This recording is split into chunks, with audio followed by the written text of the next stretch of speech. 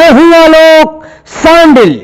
कटिहार, पूर्णिया, अररिया, किशनगंज तथा सिल्लीगुड़ी की तमाम खबरों के साथ आप देखिए सीमांचल। हिंदुओं में जाति प्रथा एक सामाजिक अभिशाप है जो सिर्फ राजनीतिक उपज है, राजनीतिक षड्यंत्र है, जबकि किसी भी वेद शास्त्र में राजनीतिक प्रथा को सही नहीं माना गया है, जो कि कर्म के आधार पर जाति प्रथा की बुनियाद रखी गई। लेकिन राजनीतिक षड्यंत्र, एक साजिश की वजह से सनातनियों को, हिंदू समाज को कमजोर करने के लिए जाति प्रथा की शुरुआत की गई है। यह कहना है प्रसिद्ध ज्योतिषाचार्य कटिहार के डॉक्टर राम कन्हई शास्त्री जी का।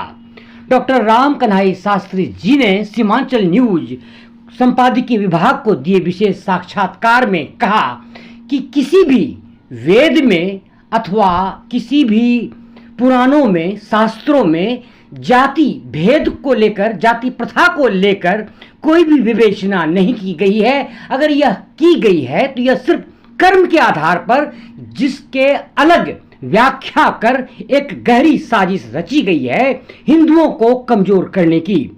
प्रस्तुत है डॉक्टर राम कन्हई शास्त्री जी से विशेष भेंटवार्ता। देखिए, सबसे पहले होता है कि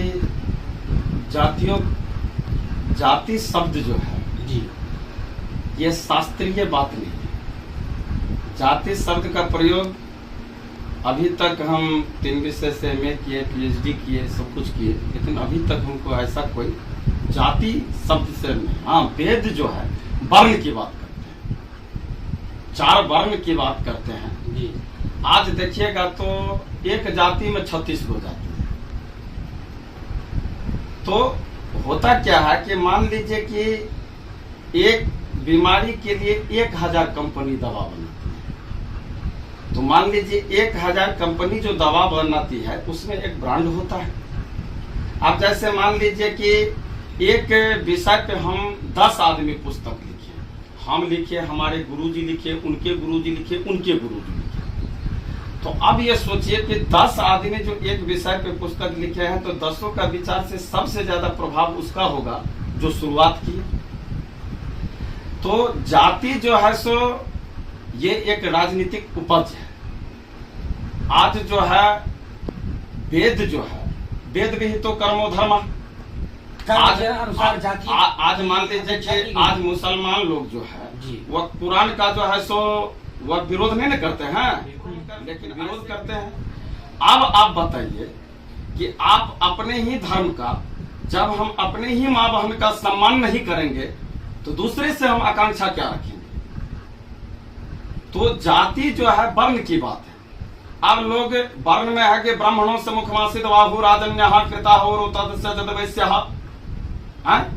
तो मान लीजिए ब्राह्मणों से मुखमासित, ब्राह्मण के मुख से जो है ब्राह्मण की उत्पत्ति हुई है। भावना देखिए, तो ब्राह्मण के मुख से उत्पत्ति हुई है, तो मुख का काम है शुद्ध बोलना, शुद्ध खाना, सही बोलना। तो मान लीजिए आंख का काम है देखना, कान का काम है सही सुनना।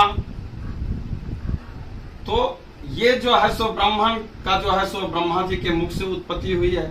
और जो है बाहु से जो है राजपूत की उत्पत्ति हुई है, और वैश्य का जो है पदव्या गुण शूद्र आ जाए। भौतिक रचना में उस कर्म को हम आ रहे हैं, उसी रूप पे आ रहे हैं। चूंकि आप जो विषय पूछ रहे हैं जल्दबाजी का है नहीं, तो हम वर्ण का जो वह 4 वर्ण की उत्पत्ति हुई। अब वहीं पे लिखा गया है कि ये तो लोग बता देते हैं कि ब्रह्मा जी के मुख से अब पैर है। तो मान के चलिए जितना महत्व पैर का है उतना ही महत्व मुख का है, उतना ही पैर का है। सभी संसार झुकता है चरण में। आप जो है, अगर आप ये कहते हैं कि ब्रह्मा को मुंह जो है पवित्र हमको पैर से बना दिया, अगर आप देखिएगा तो दुनिया में कोई भी 16 संस्कार से लेकर के ये हम लोग मानव की जाने दीजिए, कोई भी जो होता है सबसे पहले प्रणाम करते हैं पैर का। तो ये जो है ना, ये एक जाति राजनीतिक उपज है।